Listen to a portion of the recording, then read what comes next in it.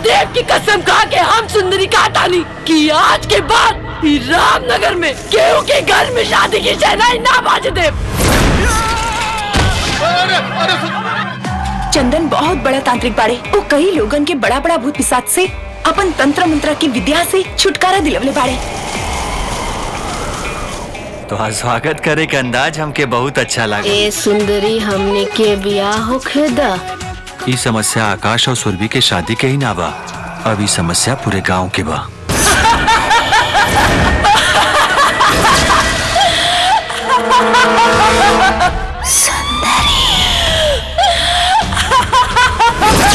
रामनगर में खाली अनर्थ हो अनर्थ, याद रखिए।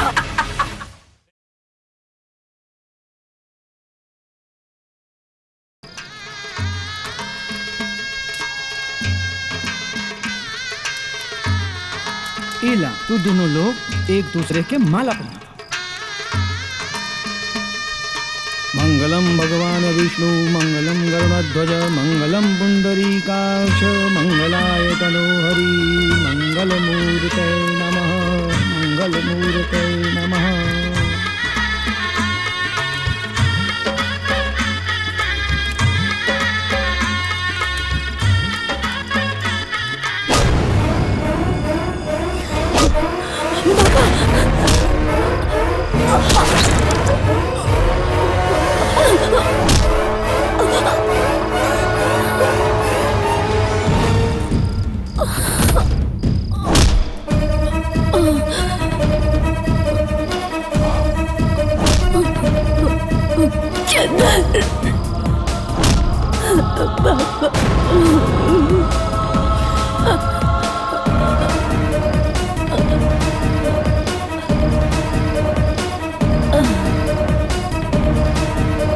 गीता में लिखा है कि आत्मा अजर और अमर है।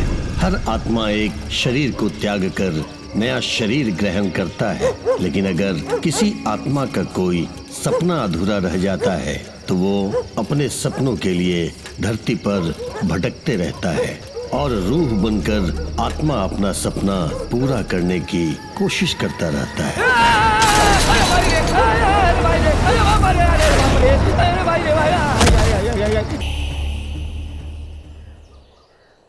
मेवालाल जी मिली, ये हमार बेटा राकेश है। नमस्ते। खुश रह बाबू, खुश रह। इंजीनियरिंग कर रहल बा। अरे तो बड़ा बढ़िया बात बा। ये हमार धर्म पत्नी कौशल्या बाड़ी। जी नमस्ते। मेवालाल जी पंडित पुदीना कहीं दिखाई नहीं देत। अरे वो गांव के बड़का पंडित जी हैं हनु। कोनो काम में फंस गए हुई हैं, तब तक ले हमनी के आगे के बात कर जाओ। बिटिया के देख ली, आगे के बातचीत करल जाओ। बुलाई बुलाई। हाँ बुलाओ तनी। ए पूजा के माई जी। अरे तू पूजा के लेके बहरी आवा हो। हाँ बतानी।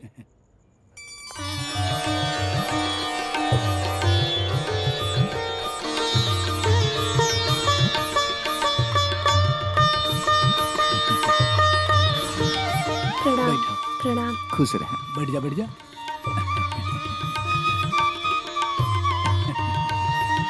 रउआ लोग जोन पूछे होके पूछ लो ना। का पूछी हो? आजकल की लड़की बाप रे बाप दिन भर मोबाइल पे लागल रहलन। न खाना बनावे आवेला, न बर्तन धोवे आवेला, न कपड़ा धोए आवेला। दिन भर लिपस्टिक पाउडर लगा के हीरोइन बने के शौक। पढ़ने लिखले बाड़ू, कहो पिटिया के काम धाम सिखौले बाड़ू। खाना उना बनावे के हमरा घरे चल के कपड़ा उपड़ा धोवे के पड़ी। मशीन नहीं के बा, लेकिन कपड़ा एकदम चकाचक साफ चाहिए। साफ तो हम बहुत अच्छा से करेंगे। अभी बताओ तनी करे बुढ़िया ते सुंदरी से खाना बनवाई बे, ते सुंदरी से पोछा और झाड़ू लगवाई बे। चल हमरे माई के चल आज हम तोहरा के लिपस्टिक और पाउडर लगा के हीरोइन बनाइए देता नहीं। अरे बाप रे बाप, जवन काम हमरा से जिंदगी भर ना भाई तमन आज हो रहा बा। हे भगवान जी।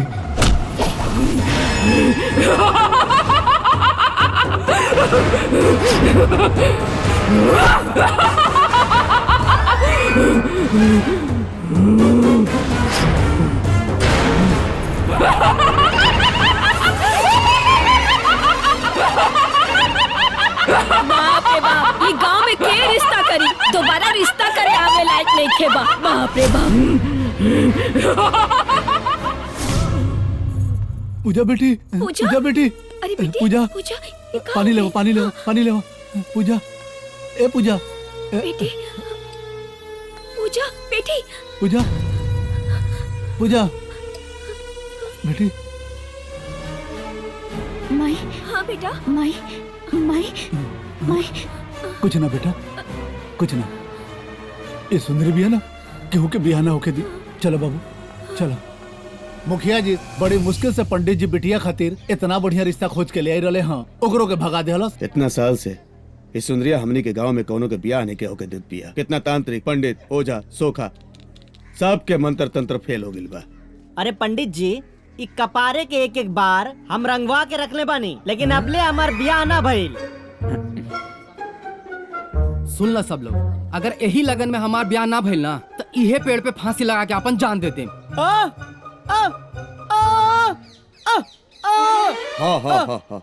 तोरो बियाह हो जाई। पंडित जी कुछ करी ना, लगा तक कुंवारे रह जाए। इस साल हमार ब्याह ना होई तो कुआं में कूद के हम जान दे दे। अरे यज्ञ, तंत्र, मंत्र, ओझाई, बैदाई सब चल रहा बा। तू लोग चिंता बिल्कुल मत करा। हाँ, ऊ सुंदरिया के हम ही सबक सिखाई और सबका बियाह करा के अपना बियाह कर। हे पुदीना, जब तक ये सुंदरी रही ना, केहू के देही पर हरदी ना लागी। तो फिर का कल जाओ? कैसे पता कल जाओ कि सुंदरिया चाहत का बिया? अरे मुखिया जी, अरे बियाह तो बियाह छोड़ी, अरे कोनो धंधा पानियों नहीं करे देता। तोर कौन धंधा ईमानदारी के बारे जगीरा? मुखिया जी, अरे बिना बेमानी के कोनो धंधा पानी ना होला।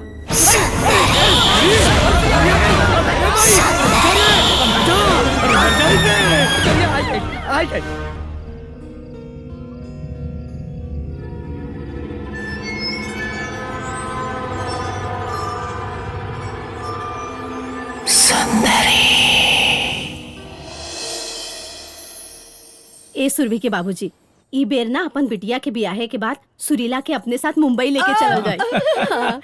खुश बारे ना, ठीक बा। जय राम जी की महेश भैया। प्रणाम। अरे अरे पंडित जी। राम राम पंडित जी। प्रणाम भौजी। बैठी मुखिया जी। हाय ले, हाँ, जो 3 चाय लेके आ। हाँ, ले जा। महेश भाई, ढेरे दिन पर गांव के याद पड़ल ना? वो का बात बाना मुखिया जी कि एक बार जे बम्बई जाला ना, वो वही जी के होके रह जाला। ई मोह माया के चक्कर में आदमी अपना गांव और माटी से दूर हो जाला। हाँ, ए महेश भैया, बाकी आइल बड़ा तक कुछ दिन रहबा नु। का बात करत हला? कहाँ इतना टाइम मिलेला? उता अपन बिटिया सुरभि के बियाह तय हो गईल, ता सुरभि के माई के मनसा रहे कि गांव में जाके बियाह कइल जाओ, ता आ गई नी बियाह ऐजा से। अरे हाँ, अरे हमरा होखे वाला दमाद ना बम्बई में रहेलन। अरे यह जौनपुर का रहे वाला हुआ। हमनी के दोनों जना एक दूसरा परिवार के अच्छी तरह से जाने ली जा। वो बात ना है महेश भैया, ई गांव के बारे में कुछ जाने ला कि ना? वो का है ना महेश भैया कि गांव में सालन से बियाह शादी नहीं के हो पावत। काहे के?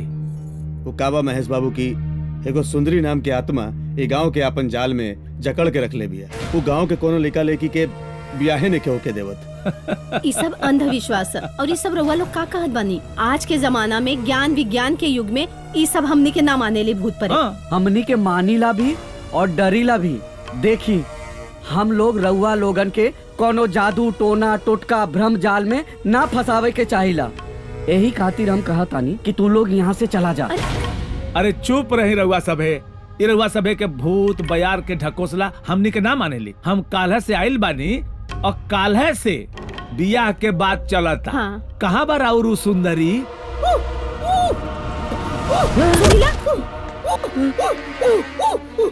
अरे का भाई? अरे सुरीला का भइल रे?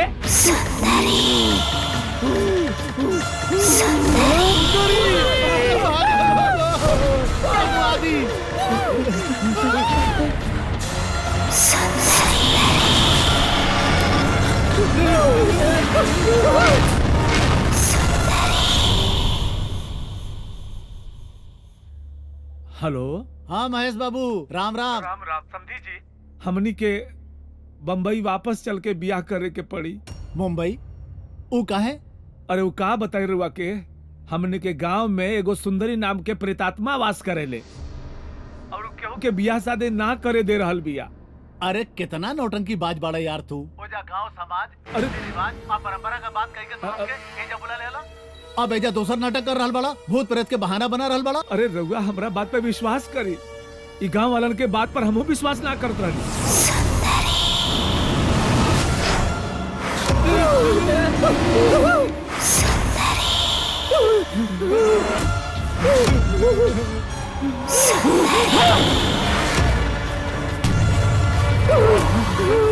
कारे मुंबई वाले महेश प्रसाद और तू सुरभि के माई मुंबई से यही चावल बड़े सुरभि के ब्याह कराए खाते और मुखिया तू पंडित पुदीना वो दिन के दियल झटका भूल गए का जी आज फिर से यहाँ ब्याह के मंत्र पढ़ावे खातिर आगल बढ़े।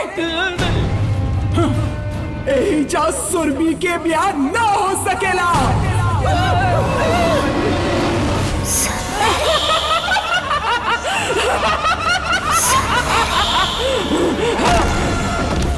अरे तब का कहे रुआ के अब?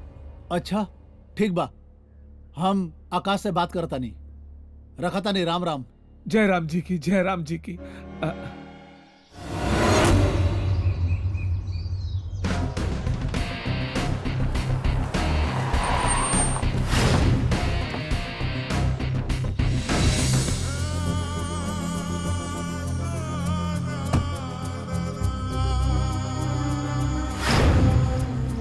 दामाद बाबू पहला बेर अपने घरे आवता है, बड़ी खुशी के बात। हाँ वो तो बात। आइए पाए लगा तानी बाबूजी। खुश रह बेटा, बैठा ना, बैठा बैठा बैठा, बैठा, रख दो, बैठा। आकाश जी पापा। बेटा हमनी का सोचले रहनी जा कि तहार असुरभि का बियाह यही जा करी जा, यही बहाने नात रिश्तेदार गांव समाज से मुलाकात होगी, लेकिन ना। ए जी नसीब में जो लिखल रहेला ना उहे होला। पापा मम्मी कल सुरभि हमरा के फोन करके यहाँ के बारे में सब बता देले रहनी। अब तब यह एहजा से हुई और धूमधाम से हुई। और तू तो चंदन के जाने लू ना। वो चंदन ओझा? हाँ वो तो बहुत बड़ा तांत्रिक बाड़े। हाँ हम अभी उनका के फोन लगावता नहीं। यही तो लोग का ड्रामा करल बड़ा। वो सुंदरिया बहुत ताकतवर बिया, बड़का बड़का पंडित ओझा सोखा आके अपन मंत्र सब भुला के न ये गांव से भाग गइलन सर।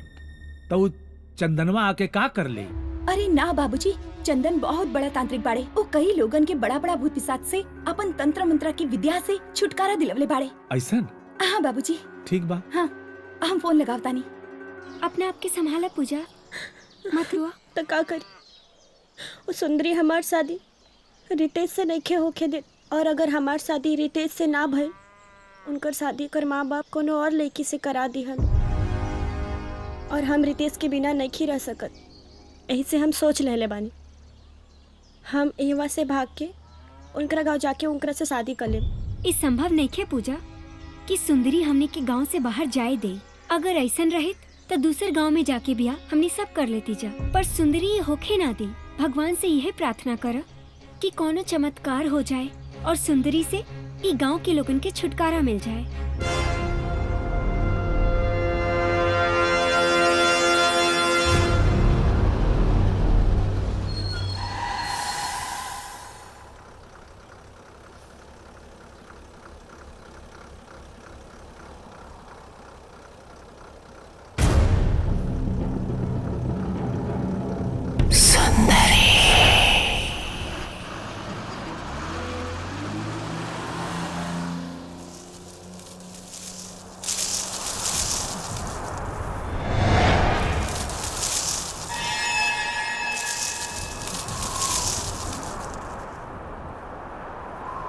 तोहार स्वागत करे के अंदाज हमके बहुत अच्छा लगल।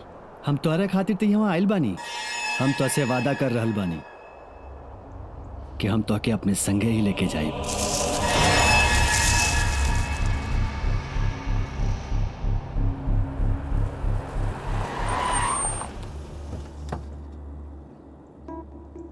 अरे चंदन कैसन बड़ा यार? हम ठीक बानी। और सब ठीक बा? चला चलल जाए। हाँ चला।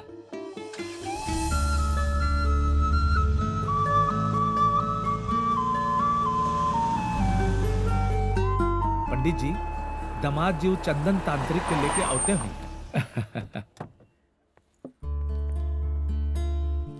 आवा बबुआ, आवा आवा। बाबूजी प्रणाम। खुश रहा, खुश रहा। पंडित जी प्रणाम।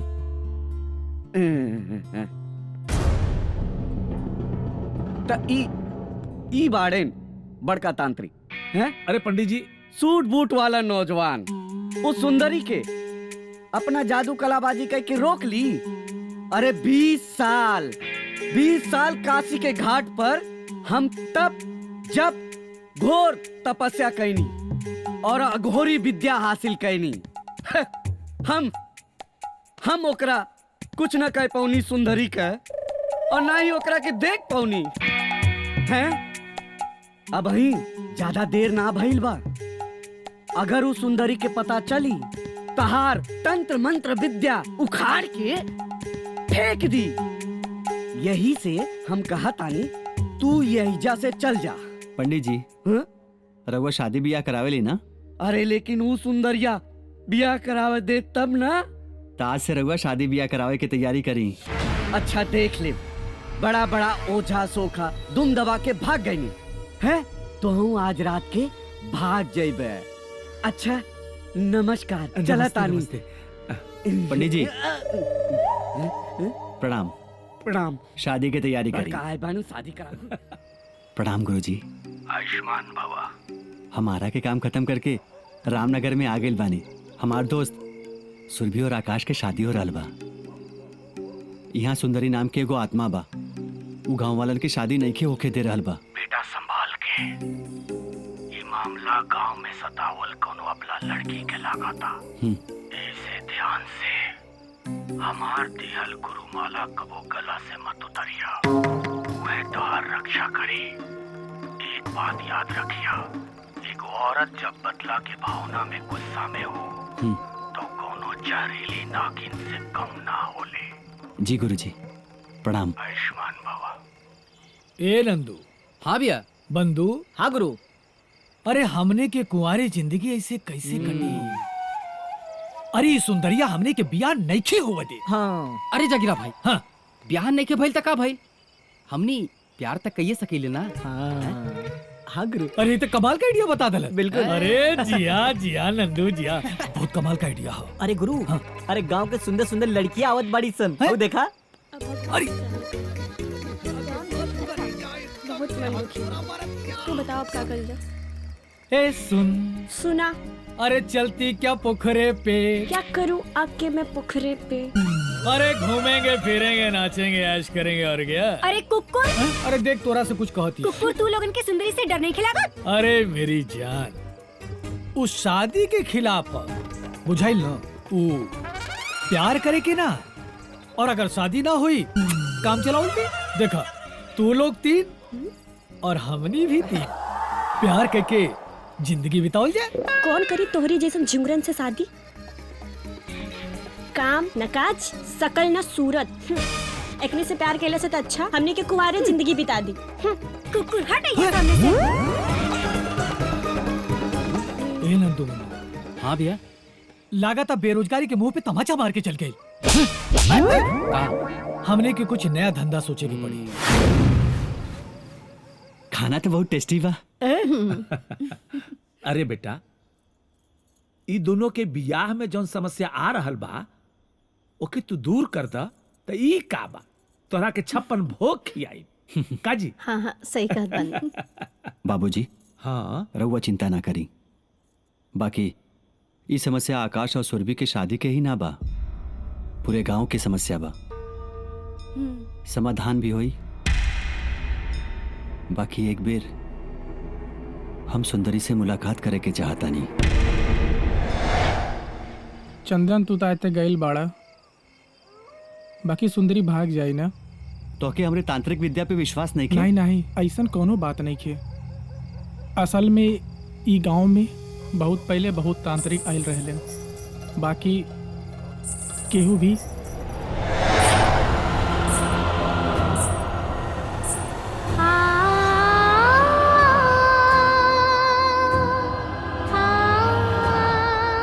आकाश तो भी कुछ सुनाई पड़ रहा है का?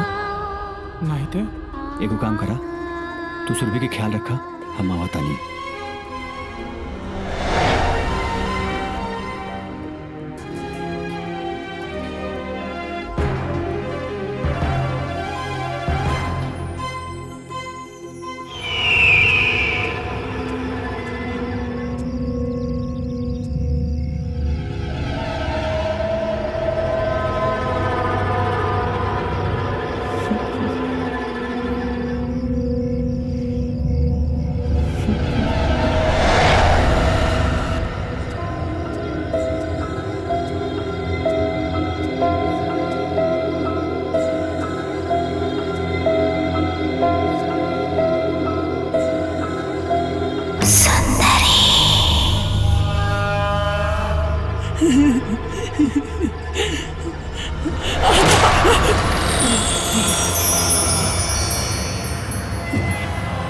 चंदर, तू आ गई ना? कितना इंतजार कैला के बाद चंदर हमार जान तू आ गई ना? वो इंसानी शरीर में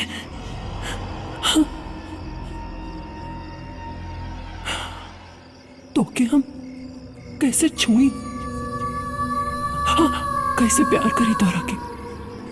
हम चंदन ना, चंदन है।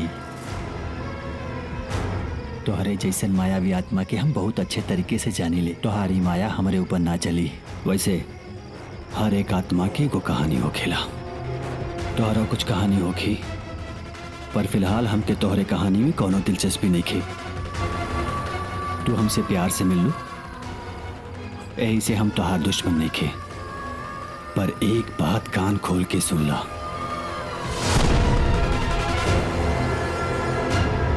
अब गांव वालन के सतावल छोड़ दा, यही में तोहार भलाई बा।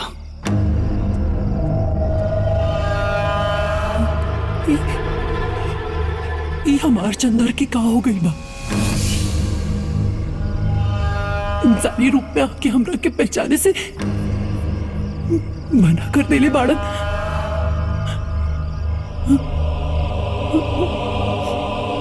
अरे जौन भी धंधा कहनी कुल फेल हो गई। हाँ। अब तो खाली ये दूध है बेचा और दूध है खा। हाँ। ला दूध वाला। करे तोहनी कहा दूध बेचे? अरे 3 लोग बेचे जाइए, 3 तिगाड़ा काम बिगाड़ा। चल हट, तोहनी चला चौपाल पर, हम आवता नहीं। चल चल रहे। ठीक है चला। ले दूध वाला, ताजा दूध, मलाईदार दूध। ले दूध वाला, ला दूध ले ला, जल्दी आओ आप।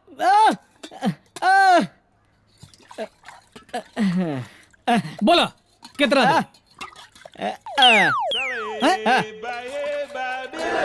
1 2 3 4 हो गया।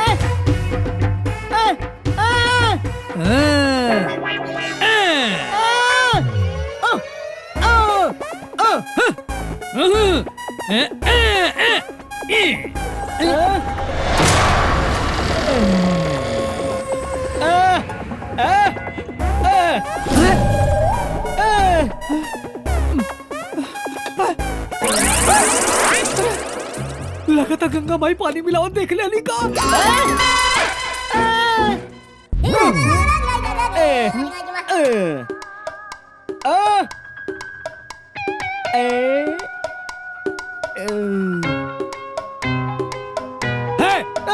हम बहुत तरह का ना है। हाँ का सुंदरी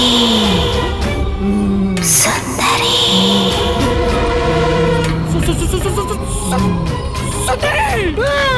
सुंदरी। अरे जान बचे तो लाखों पाए। ए सुरभि के माई, अगर भगवान के दया से सुरभि के बिया ठीक ठाक हो जाई तब बाबा विश्वनाथ के दर्शन कई के तब मुंबई चला जाए। हाँ? हाँ हाँ काहे नहीं, गंगा मैया का जल भी लेके चलेगे बा। हाँ, ठीक।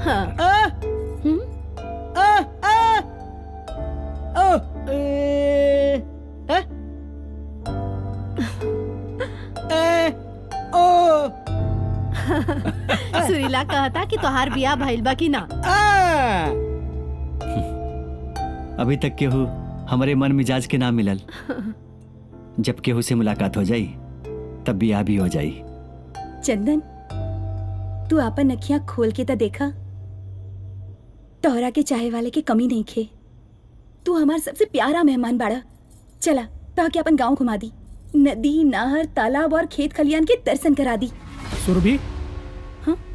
तोरा ई गांव के बारे में कुछ मालूम बा? सुरीला घुमाई दी। तू चुप करा।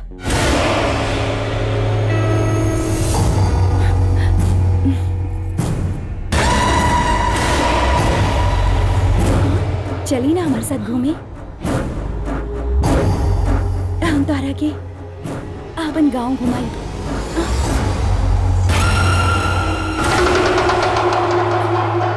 प्रणाम गुरुजी। आयुष्मान बाबा। गुरुजी, वो सुंदरी पता नहीं कौन हमके चंदर समझेली। अगर शादी ब्याह के छोड़ देवल जाओ तो गुरुजी वो पूरे गांव में कोनो गलत काम भी नहीं के होके देत। कौनो कौनो प्रेतात्मा बहुत मायावी हो गए सन। बस तू अपना गला से हमार गुरुमाला कबो मत उतरिया, वो तुहार कुछ ना बिगाड़ पाई। जी गुरुजी, प्रणाम। आयुष्मान बाबा।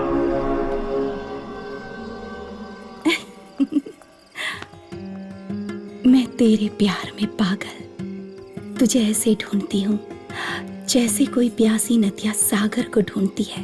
मैं तेरे प्यार में पागल, मैं तेरे प्यार में पागल तुझे ऐसे ढूंढती हूँ जैसे कोई प्यासी नदियाँ सागर को ढूंढती है।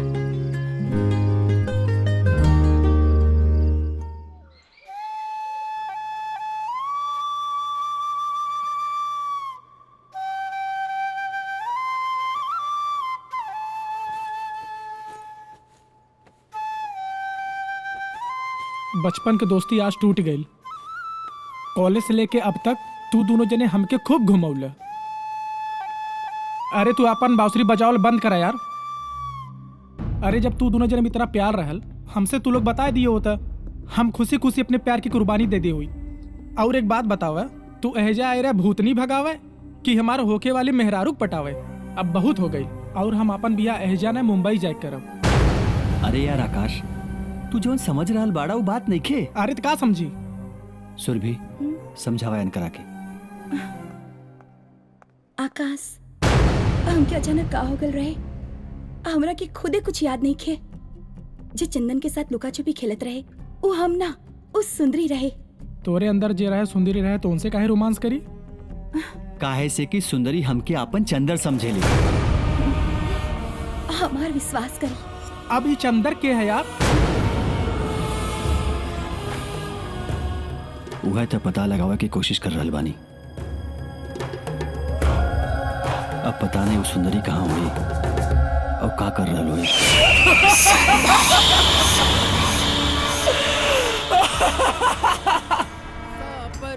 बैठ के गोरिया जब चले बजारी भाग ससुर कहीं के। हे, सोने का माल जा रहा बा। एकरा के आज हासिल करके बा। तोनी एकदम शांत रहिया। जब कुछ मामला गड़बड़ हुई तब धीरे से आ जाइए। चाकरू जीत गई है। ते साइकिल उठा रहे। अब भौजी गोड़ लगता नहीं। खुश रह। अरे रघुआ, ये कहाँ जाता नहीं? यहाँ हम पानी भरे आयल रहनी। पानी लेवा आयल रहनी? अच्छा तो जाइए।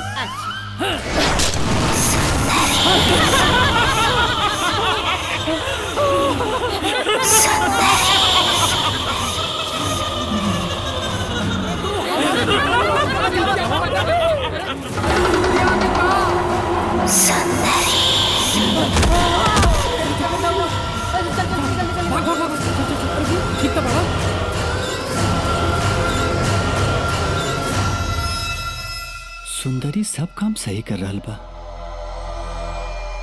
तो ओकरा के शादी से का परेशानी हो सकेला? ओकरे बारे में हमके सब कुछ पता लगावे के पड़ी।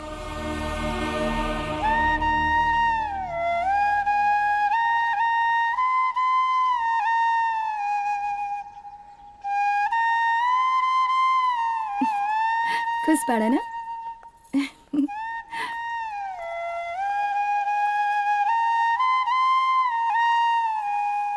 ई देखा, सब केहू उस सुंदरी से परेशान बाड़न। और एजा देखा कैसे झूला पे बैठ के किसन कन्हैया बनल बाड़न। आवा।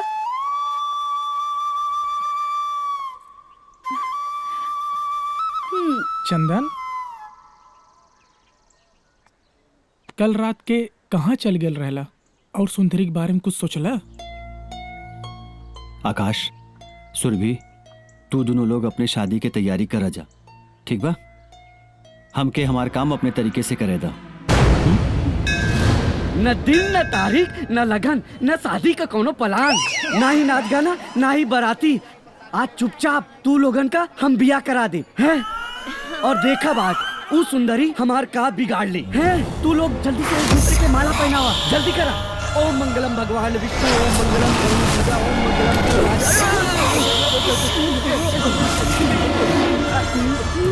ये पंडित, तोरे अंदर इतना हिम्मत कि सुंदरी के होते हुए तू एक गांव में बिया शादी करवाई देबे? अरे पहले जो सीख के आओ मंत्र जादू टोना के, फिर ये सुंदरी के चकमा दी है। सुंदरी के रहते हुए ये गांव में कोई बहन बेटी के बिया ना हो सकेला। गाँव महेश बाबू, कहाँ बात तो हर तांत्रिक? अरे तनी ओकरा के बाहरे बुलावा तो देखी कितना बड़ा तांत्रिक बारे करे। हाँ सही बात है। शांत शांत, सब कोई शांत हो जा। महेश भाई जी, कहाँ बड़े उस शहरी तांत्रिक? बुलाई उनका।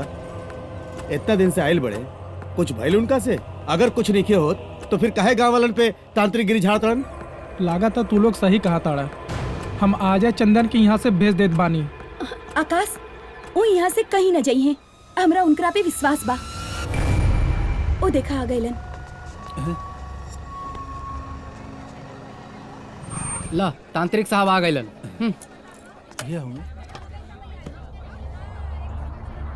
रघुआ लोग चिंता ना करी, काल हम यज्ञ करब। यज्ञ? ऊ सुंदरी के भगावे के खातिर 75 यज्ञ कैनी।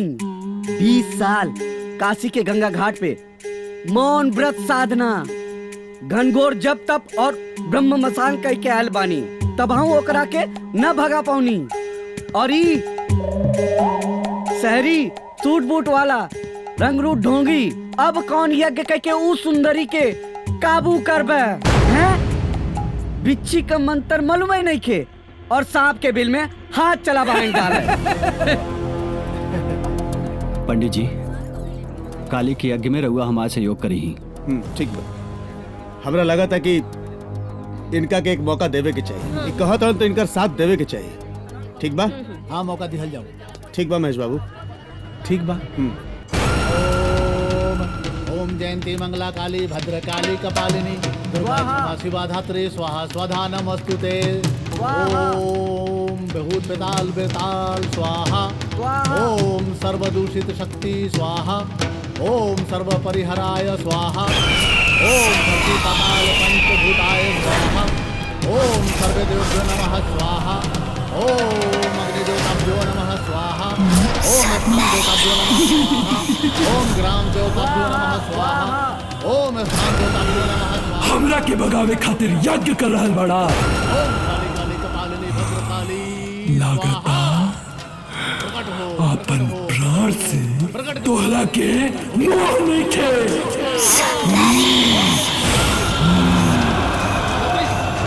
नमोस्तुते स्वाहा।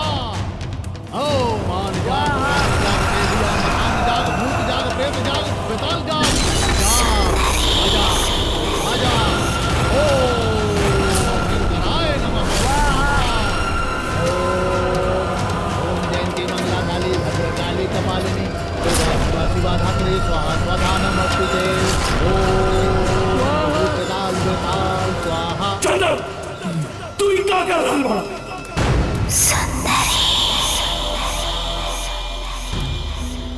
गांव के लोग हमने दोनों के अलग का चाहत रहलन। तू हमार चंदर हवा, तू हमरा से दुश्मनी काहे ले रहल बाड़ा? ये सब जल्ला के बाद भी ई लोगन के वजह से हमनी दोनों एक दूसरा से बिछड़ गए बानी। चंदर तू ऐसा नहीं के कर सके, तू चला हमरा साथे। हम तोरा के बहुत प्यार करो, हमनी दोनों भाग चलल जाए। चला। सुंदरी, तू अपन बात के जंजाल में चंदन के ना फंसा सकेलू। चुपचाप मटका में आ जा। ना तो हम तोरा के जला के भस्म कर दे।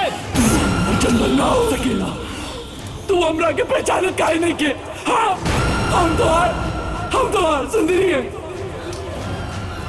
सुंदरी, हम कह रहल बानी सुंदरी, जला के भस्म कर दे। सुंदरी आ जाओ, ना तो भस्म कर दे। चंदन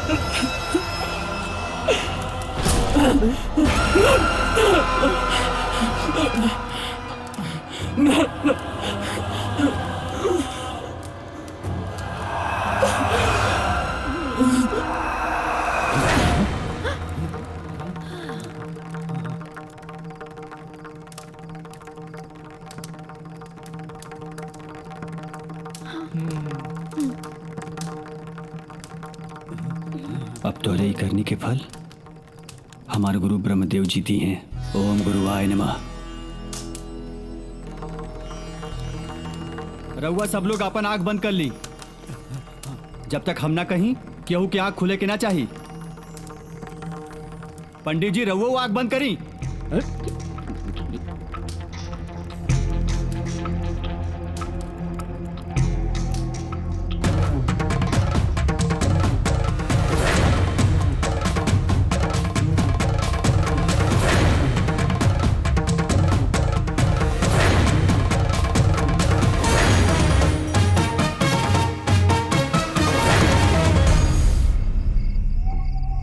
ई चंदन सबके सूरदास बना के का कर रहल बा?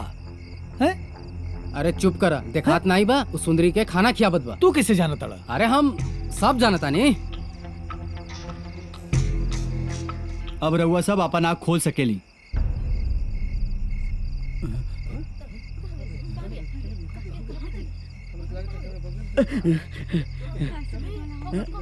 आज से पूरा गांव सुंदरी से आजाद हो गइल बा। अब रउआ सब अपन बेटी अपन बहन की शादी धूमधाम से कर सकेनी। आप तो ब्याह हो जाए बेटी। हमनियों का ब्याह हुई। पार्टी हो गई, party. I love you Chandan, I love you Chandan. हम सिर्फ तोहरा से प्यार करीले, सिर्फ तोहरा से।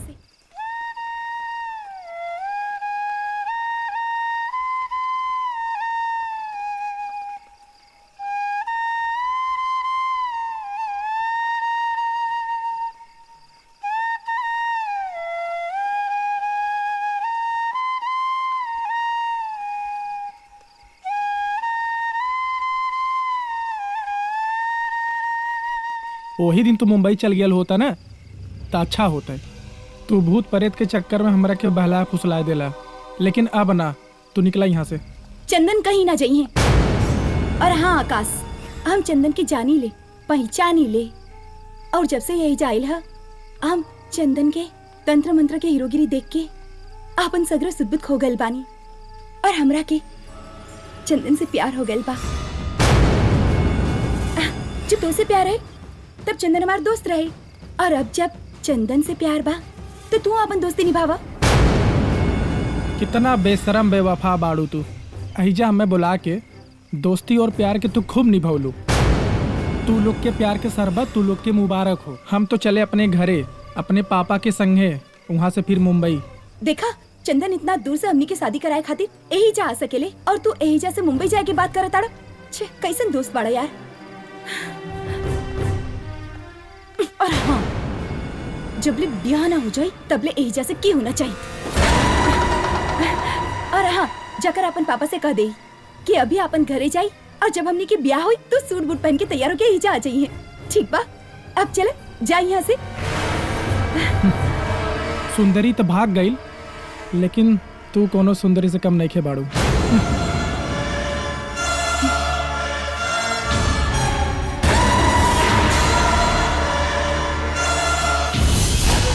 महेश प्रसाद, आज कितना साल से गांव से लेके मुंबई तक हमनी के दोस्ती के लोग मिसाल देवेला।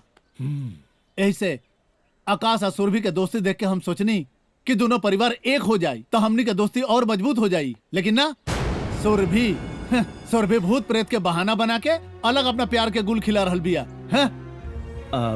लइकन के दोस्ती समझ के माफ कर दे जयप्रकाश जी। हम सुरभि के समझाई कि वो अपना बाप के पगड़ी ना उछाले। अब अगर आकाश से रिश्ता तय भइल बा तो ये हमार वादा बा कि अब एजा बियाह होई त आकाश और सुरभि के होई। हमनी तई विश्वास से उ चंदन के बुलौले रहनी कि सुंदरी के प्रकोप से वही गांव के बचाई, लेकिन उ चंदनवा हाय रे उठ लाली, हाय रे कजरा जान। हे नंदू। हाँ भैया। अरे उठलाली बाद में चूसा, पहले कुछ काम धंधा कैला। का करी? दुनिया का धंधा कैला के बाद अब हम राशन की दुकान खोल ले। एकदम सही कैला भैया। तोल मोल के भाव में देखा नंदू। जी भैया। लाभ है लाभ होला। जी भैया। हाँ। भैया ई बार कसम खाला, ई धंधा में जल्दी करा, तू कोनो बेईमानी ना करबा। भगचोरे बड़े कारे। अरे बिना बेईमानी को कोनो धंधा होला है? हे, हाँ, नवा दुकान पे नवा ग्राहक आ रहा बा, काम पे लग जाओ। ये नंदू काम धंधा कैला। का चाहिए? आटा अच्छा और सस्ता बा का? अरे एकदम सस्ता, एकदम अच्छा, मात्र 20 रुपए। 20 रुपया? तो 5 किलो दे दा। 5 किलो? हाँ, ए बंधु, तौल दे रे। हाँ, 5 किलो आटा तौल। जल्दी करा। ए बंधु जल्दी करा। डाल डाल। जा। हाँ।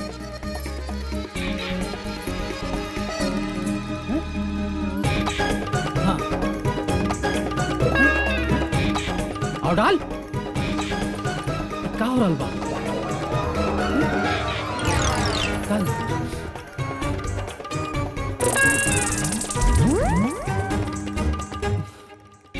नंदू, ये 5 किलो बटकरा में 20 किलो कैसे तौला था? हमके तो लागत बा इस सब में सुंदरिये के करतूत बा। हमारा कभी लागत था। निकाल।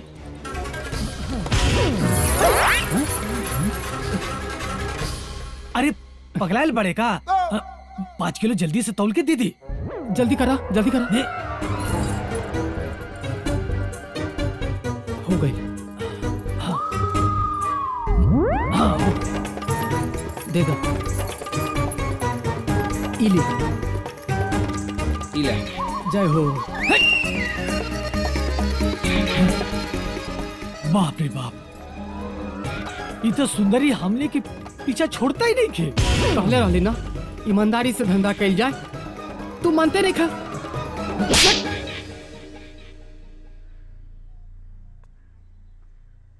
अब दोस्ती के लिए बड़ा तो दोस्त के ऊपर विश्वास भी करा। विश्वास ऐजा रुक के हम तो लोग के शादी और सुहागरात का इंतजार करी। आकाश, हम खुद परेशान बानी कि सुरभि ऐसन काहे कर रहल बाड़ी। हमके थोड़ा समय दा, हम ई समस्या के भी समाधान निकाल लेब, ठीक बा?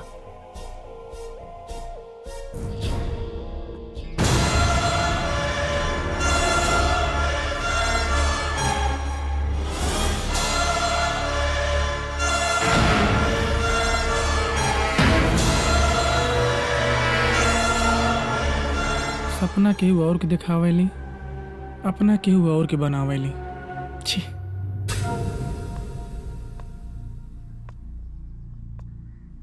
ओम ब्रह्मदेवाय नमः। ओम ब्रह्मदेवाय नमः।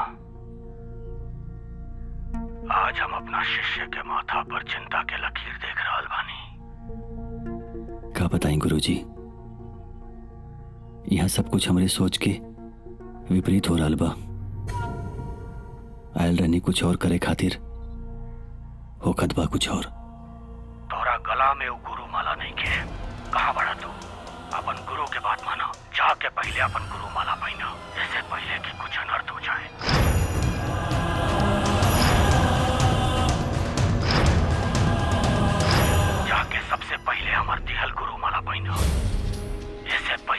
कुछ अनर्थ हो जाए। जल्दी जा।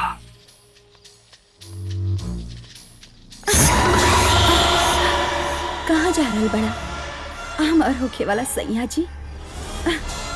सुंदरता है जबा अनियारत बड़ा ओही जा। सुरभि हमके अंदर जायदा लागता हमसे कोनो भूल हो गई बा। कोनो भूल ना भइल, भूल तो अब होई ना जाने कितना साल से। हम तो के पावे खातिर तरस रहल बानी। आज प्रीत और प्यार के बादल छाई, तू हमरा के मिल गल बड़ा। चला हम दोनों मिलके अपन प्यार के बारिश किया जाए। सुरभि ये सब ब्याह के बाद हो खेला। तकरला आज ही ब्याह। सुरभि छोड़ा हमके जायदा।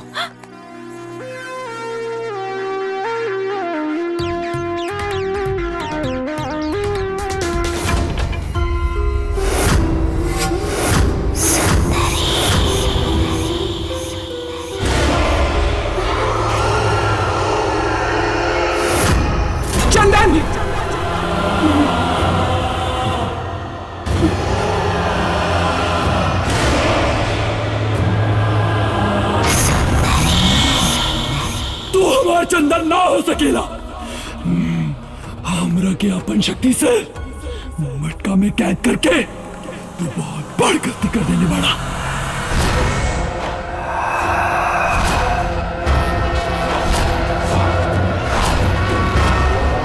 आप देखिए रामनगर में खाली अनर्थ हो अनर्थ। याद रखिए ये सुंदरी के रहते ये गांव में क्योंकि घर में शादी की शहनाई ना बाजी। ये सुंदरी के बाना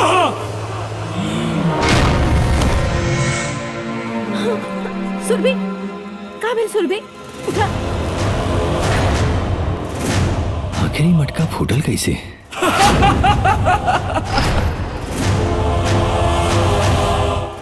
अरे यार का भाई? आकाश वो दिन यज्ञ कैला के बाद हम मटका लाके बैग में रख देले रानी। पता ना ये मटका फूट कैसे गई।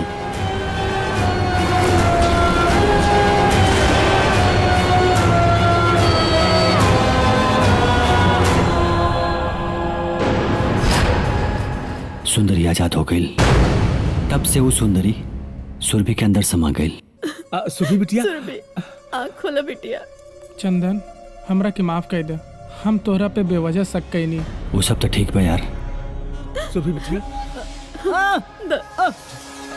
सबसे पहले हमके वो सुंदरी के काबू करे के पड़ी। का रे? हाँ हो गई। हाँ हो गई। तो हट। ए सुंदरी हमनी के बिया होखे द। अरे जबले सुंदरी रही ना तबले बिया शादी ना होखे दे। अरे यही से तो लिखली हाँ कि कम से कम वो पढ़ ले। हाँ। तोहरा के पता नहीं खे।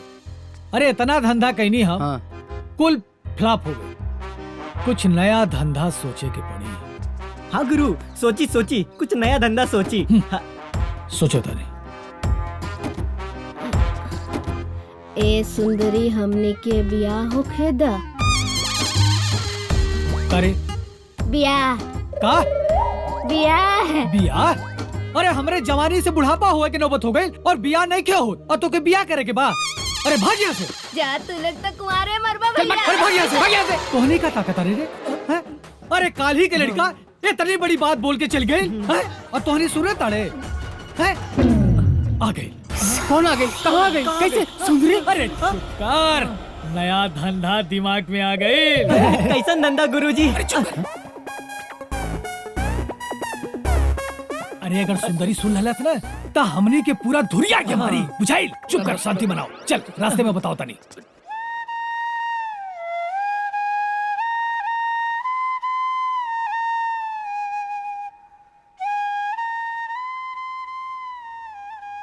चंदन, ए चंदन। हाँ? अरे बेटा यहाँ बैठल बाड़ा।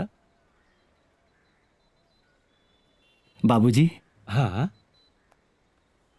आकाश और सुरभि कहाँ बाड़े? अरे बेटा वो लोग तो आज बड़ा खुश रहलन। सुरभिया आकाश के लेके घूमे गइल बिया।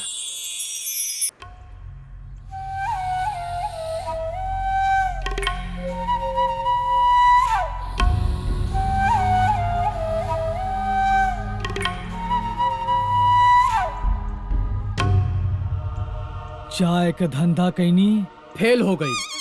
पंचर का धंधा कैनी, हवा निकल गई। दूध का धंधा कैनी, अरे पानी हो गई। चोरी का धंधा कैनी, पकड़ा गई नहीं।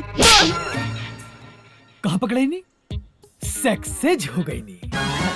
चंदन भैया, हमनी खातिर तू दूध बन के आ गए बड़ा। कहे सी की सुंदरी से जौन पीछा छोड़ा दला। अब तो हो लोग सोचा काम के आगे बढ़ावे के बाद सोचा आगे का सोचा का कही जा। सुंदरी, सुंदरी, सुंदरी कहाँ बाड़ू? कहाँ बाड़ू सुंदरी?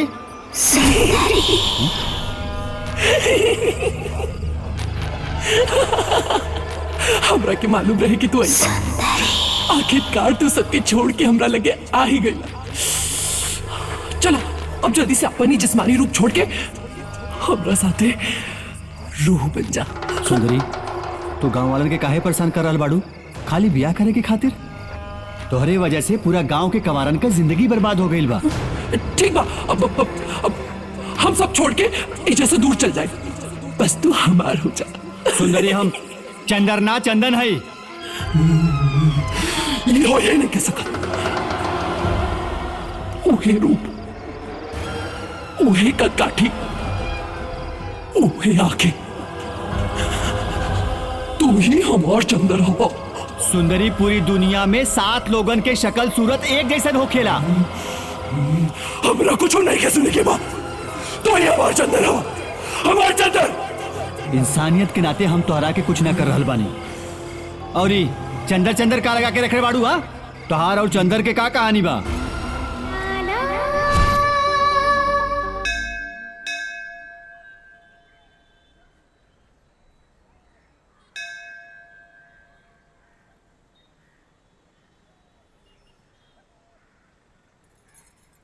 नैना नैना नैना नैना का भइल? नैना, तोरा से एगो बात पूछी।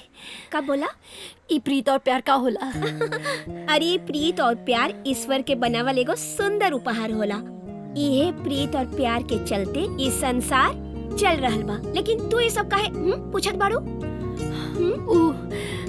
हमरा के चंदर से प्यार हो गइल बा। का? वो चंदर? वो नदिया के पार के चंदरवा? अरे माई, कैसे? कैसे काहे ई सब नहीं के मालूम, बस प्यार हो गइल बा। अब हमार मन तन यहाँ तक कि जीवन पर भी सिर्फ और सिर्फ चंदर के अधिकार बा।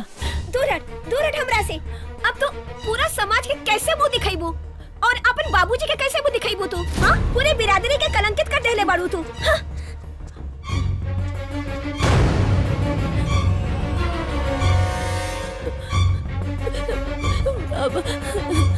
कर्पूर गौरम करुणावतारम संसार सारम भुजगेंद्रहारम सदा वसंतम हृदयारविंदे। जय जय जय जय जय जय जय जय। बिटिया, बिटिया सुंदरी कहाँ भइल?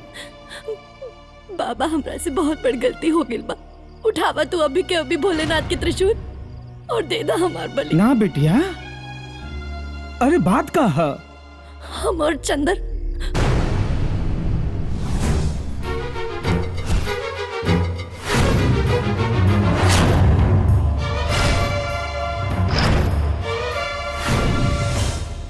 बिटिया सुंदरी, प्रेम तो ईश्वर का बनावल एगो वरदान है बेटा। और चंदर, चंदर तो बहुत बढ़िया लड़का है। तू दोनों का प्यार सच्चा है और सच्चा प्यार खातिर बाँ फैलावे का कौनो जरूरत ना होला। वो खुद ब खुद हो जाला। प्रेम ऊंच नीच अमीरी गरीबी कुछ ना देखेला। बस समाज के कुछ अंधविश्वासी लोग इंसान से इंसान के दूर करके समाज के बांट दिए ले बा। अरे बाबा, हमके माफ कर दी। बिटिया ना, हमके माफ कर दी। लेकिन अब अभी समाज का गई। एकरा पहले कि समाज कुछ करे तो चंदर के बुलावा, हम तू दोनों का बियाह करा दे। बिटिया, हमने दोनों सोच ले रहनी कि बियाह के बाद अपना अलग दुनिया बनाए, लेकिन गाँव वालन के जोर नहीं के रहा और वो लोगन छीन लेना ना हमार चंदर के। मंगलम भगवान विष्णु मंगलम गरुड़ध्वज मंगलम पुंडरीकाक्ष मंगलाय तनोहरि मंगलमूर्ते नमः मंगलमूर्ते नमः। इला तू दोनों लोग एक दूसरे के माला पहना। मंगलम भगवान विष्णु मंगलम गरुड़ध्वज मंगलम पुंडरीकाक्ष मंगलाय तनोहरि। खुश रहा आशीर्वाद। लई गांठ बना गल। अब तू लोग फेरा लगा। वक्रतुंड महाकाय सूर्यकोटि समप्रभ निर्विघ्नं कुरु मे देव सर्वकार्येषु सर्वदा। ओम। ए बिटिया तू आगे आ जा, आगे जा। और चंदर तू पीछे। सर्वा बाधा विनिर्मुक्तो धन धान्य सुतानि दे।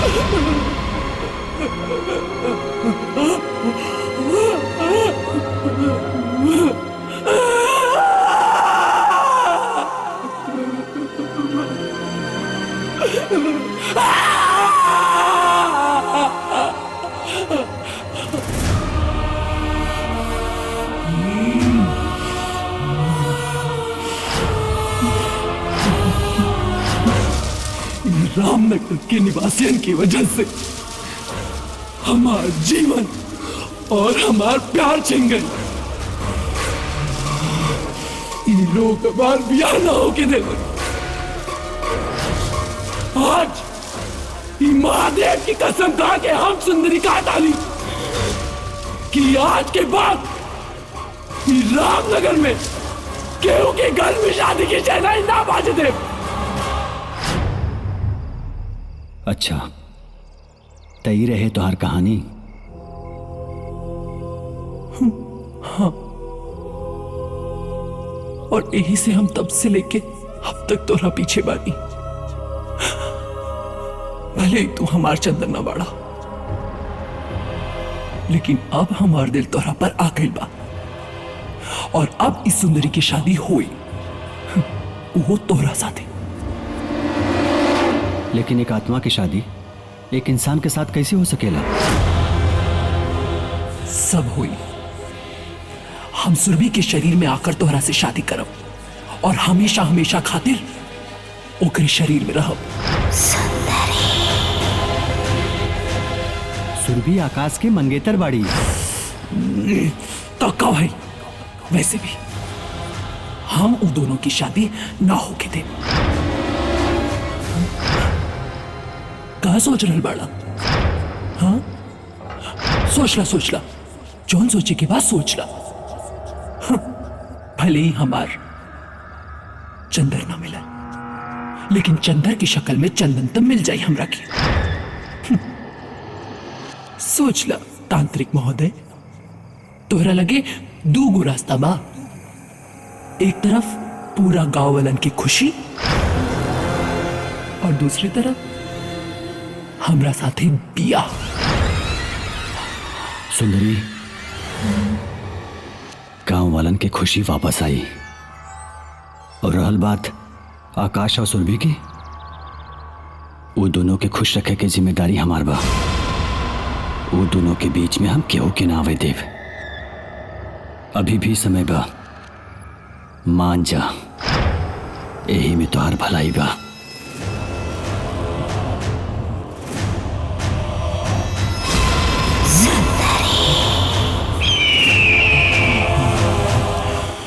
ना करवा हमरा से शादी।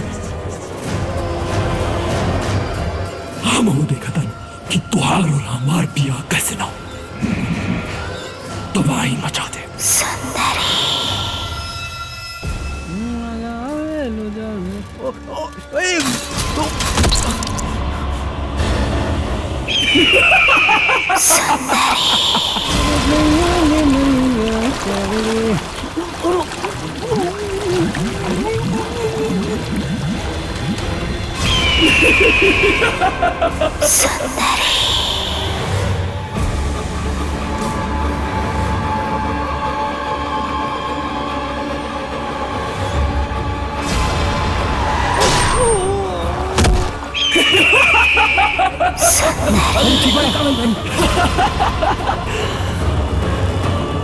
चंदन, हम देखा तनिया तोहरा के का लागल, हम तोहर पीछा ऐसे न छोड़ दे।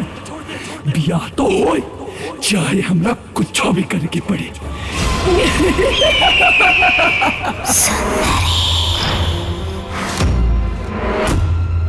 अब अभी तक तो हमनी के बेटी के बिया ना होकत रहे, अब तो हमनी के जान पे बनाइल बा। हाँ, आज जब से तू ही गांव में आइल बड़ा ना, तब से हमने सब गांव लगे जिंदगी दांव पे लग गइल बा। चंदन, हमनी के मरे का शौक नहीं बा, चाहे ब्याह होखे या ना होखे।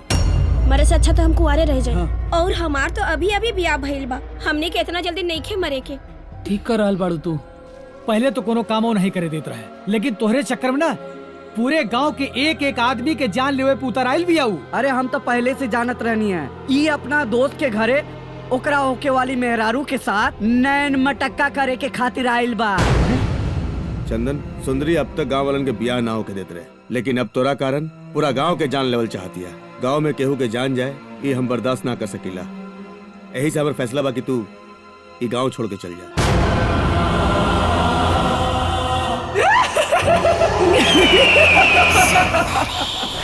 गांव वालन की तरफ से हमें और तोरा से माफी मांगा था। नहीं चंदन, तू यहाँ चला जा, बत कुछ ना हो पाई। ए चंदन, हाँ? बचा ले ला गांव वालन के।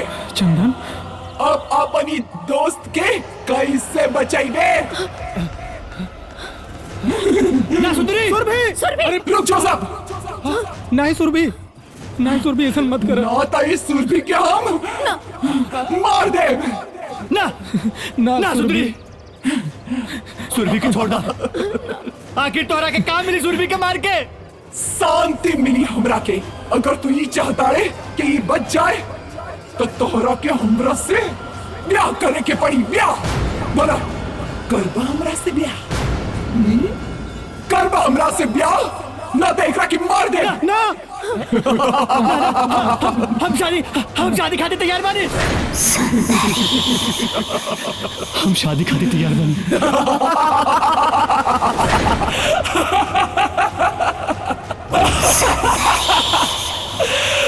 हमार बिया पूर्णमासी के रात चंदन के साथ हुई। हमार बिया हुई, हमार बिया हुई।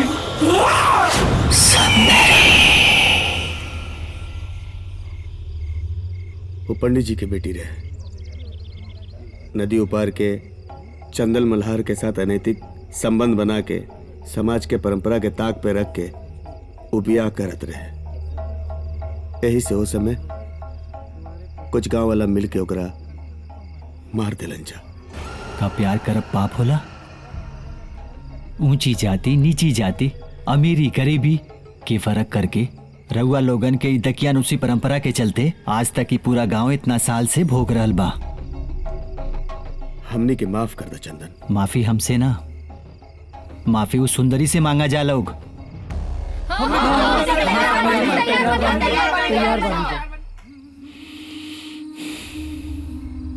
उ नदिया पार के चंदर के सकल सूरत हमसे मिलेला, यही से उ सुंदरी हमके अपन चंदर समझेली, जेकरा वजह से अब हमके उ सुंदरी से बियाह करे के पड़ी। पूरनमासी के रात हमारा सुंदरी के बियाह हुई और वही रात 12 बजे के बाद वो सुंदरी हमके अपने साथ लेके जाई, तबे ओकरे आत्मा के शांति मिली। ना चंदन, चाहे केहू के बियाह होके या ना होके, लेकिन हम तारा के अपन जिंदगी के साथ खिलवाड़ करे के ना दे। हम पूरा जिंदगी कुंवारे रह जाए, लेकिन केहू के जिंदगी के सौदा करके हम अपन शादी कब्बो ना करब। हमनी सब चोरी चकारी सब छोड़ दे, लेकिन रहुआ के हमनी सब जाही नहीं देव चंदन बाबू। सुंदरी गांव के पूरा शमशान काहे ना बना देवे, लेकिन हमने तो के सुंदरी के जाल में फंसे ला दे। अगर एक आदमी के जान जाए से पूरा गांव वालन के जान बच रहल बा, तो हमरा के जायती बियाह के तैयारी करी जा लोग। लेकिन प्रणाम। आयुष्मान बाबा, चंदन का भइल बच्चा? ऐसन बाकी वो सुंदरी अपने ऊपर भइल अत्याचार के बदला ले रहल बा।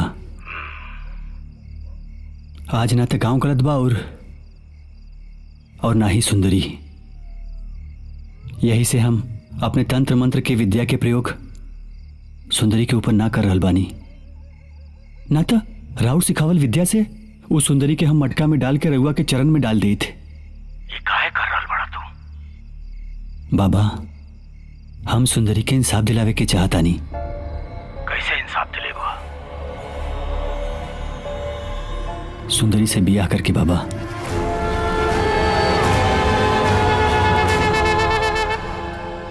ओम गणेशाय नमः। वक्रतुंड महाकाय कोटि सूर्य समप्रभ निर्विघ्नं कुरु मे देव सर्वकार्येषु सर्वदा। मंगलम भगवान विष्णु मंगलम गरुड़ध्वज मंगलम पुंडरीकाक्ष मंगलम। दुल्हन को बुलाइए।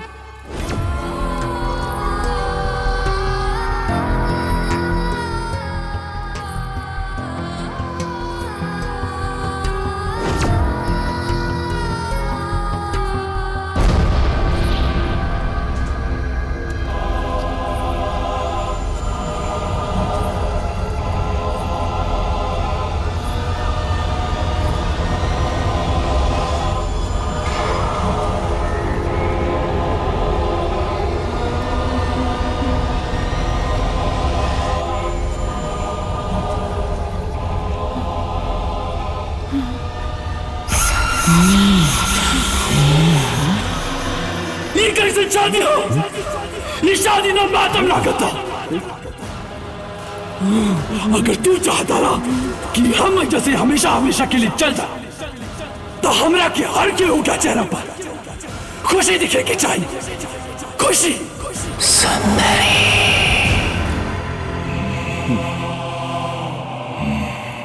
आप सबन से हमारा अनुरोध बाकी चंदन जे कर रहल बड़ हमने खातिर, ओकरा साकार करे खातिर आप सबन के आज खुश होके के पड़ी।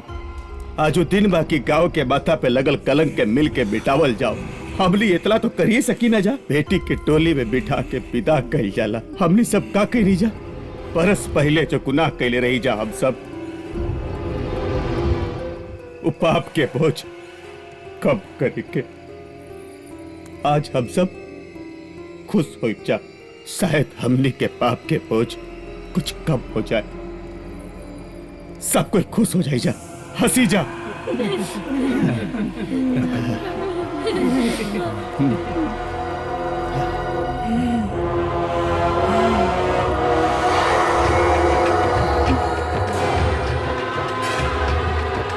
तू लोग बैठ जा।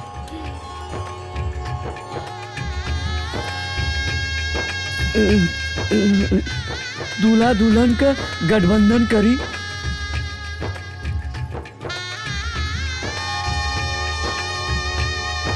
अब आप लोग खड़े हो जाएं। अब फेरा लें।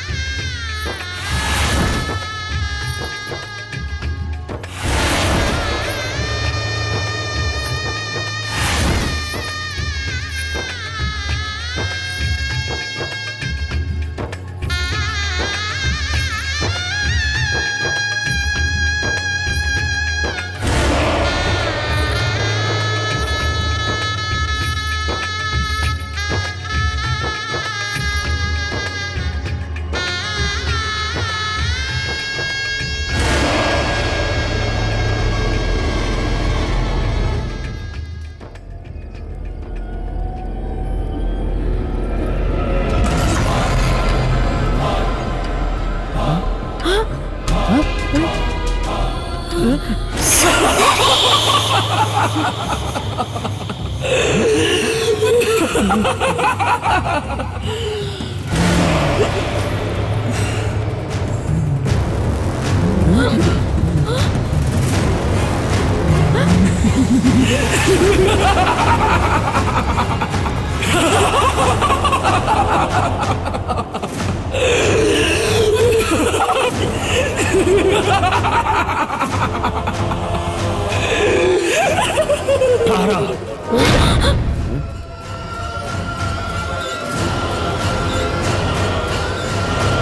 क्या बड़ा? हम एक बेटा के बाप और एक शिष्य के गुरु बानी। अच्छा, तो तू एकरा के बचावे खातिर आयल बड़ा? हाँ, एकरा के बचावे ना, तोरा के समझावे खातिर आयल बानी। हमका चंदन के बचाए, जैसे लाखों सांप मिलके चंदन के शीतलता के समाप्त नहीं खे कर सकत, वही तरह तोहार जैसन लाखों आत्मा मिलके भी चंदन के मिटा ना सकेला। आई मत भूल कि अपन मंत्र के ताकत से ये तोहरा के कैद कैले रहे, लेकिन तोहार कलंक मिटावे खातिर, तोहरा के न्याय दिलावे और गांव के उद्धार करे खातिर ई तोहर कहल हर बात मानत रहे। ई चाहित तोहरा जैसन आत्मा के अपना वश में करके कब के पाताल में फेंक दी, लेकिन ना, ये ऐसा ना कैलस, काहे से कि ये एगो नेक दिल इंसान बा और आज तोहर इच्छा के पूर्ति खातिर अपन जीवन के बलिदान दे रहा बा। ये हमारा प्रेमी हो और हम एकरा से प्यार करेंगे। हमारे एकरा पर अधिकार हो। कौन अधिकार? ई हमार शिष्य चंदन, जकर शकल तोहर प्रेमी चंदर से मिलेला। बस एक बात ध्यान रखिए कि अन्याय के न्याय अन्याय से कबो पूरा ना हो सकेला।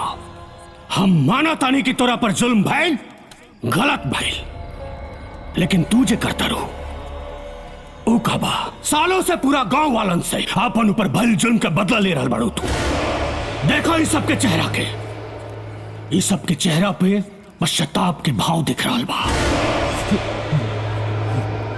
लेकिन केहू के गलती के सजा एगो निर्दोष के काहे जे तोहरा खातिर सबसे लड़ गईल, ओके इतना बड़ सजा। और तोहरा के काला गता कि ये सब करके तोहरा के मुक्ति मिल जाई, कब्बो ना मिली।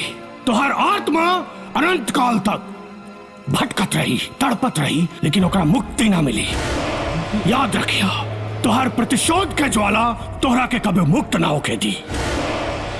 तू ये लोग के क्षमा कर दे और तोहरा के मुक्ति मिल जाई। सुंदरी, क्षमा कर दे सबके और अपन मुक्ति के रास्ता खोल ले।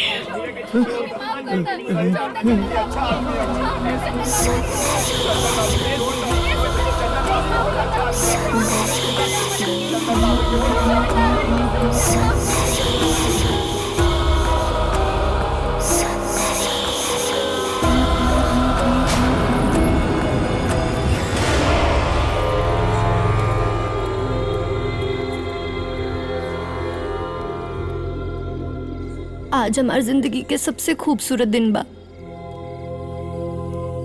वो दिन जेकर हमके बरसों से इंतजार रहे। हम जेकरा से इतना प्यार कैनी, जेकरा खातिर हम आज से खाक हो गई और वापस खाक से आज तक पहुंचे की कोशिश कैनी।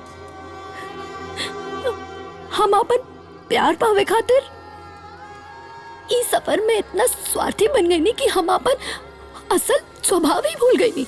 हम ई सुंदरी नहीं की, अरे हम ई कैसे भूल गई कि प्यार तो बांटे वाला चीज बा, हासिल करे वाला ना, छीने वाला ना। चंदन, जौन इंसान हमरा खातिर, हमरा के न्याय दिलावे खातिर इतना बड़ लड़ाई लड़लस, वो इंसान के साथ हम इतना बड़ अन्याय नहीं कर सकेनी। हम जाना तानी हम माफी के लायक नहीं की, लेकिन तोहार स्वभाव ऐसन बा कि तू हमरा के माफ कर देबा। इंसानियत खातिर इंसान होखल जरूरी नहीं खे, बाकी इंसानी सोच होखल जरूरी बा। सुंदरी, तू हमनी के साथे हमेशा रहबू। हाँ। आज से सुंदरी ये गांव के कुलदेवी बन के रही है और रउआ लोग कोनो भी शुभ काम शुरू करे से पहले सुंदरी के पूजा करें। और गुरुजी राउत बहुत ही धन्यवाद।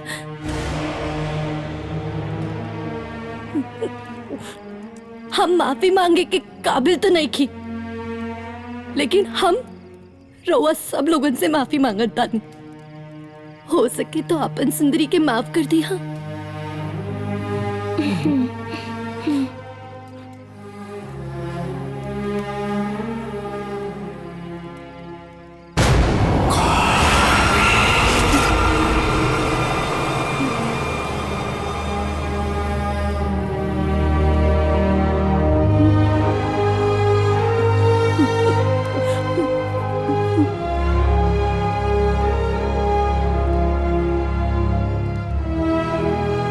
शायद अब हमरा के मुक्ति प्राप्त हो जाए। सुंदरी, इंसान के इंसान से बनल रिश्ता तो टूट सकेला, लेकिन एगो आत्मा के आत्मा से बनल रिश्ता कबो ना टूट सकेला। हम तहार आत्मा के शांति खातिर भगवान से प्रार्थना करब। ओम शांति शांति, ओम शांति शांति शांति। हे भगवान, इस पवित्र आत्मा को अपनी शरण में लो। आपन पसंदीदा फिल्म देखे खातिर डाउनलोड करी दंगल प्ले ऐप।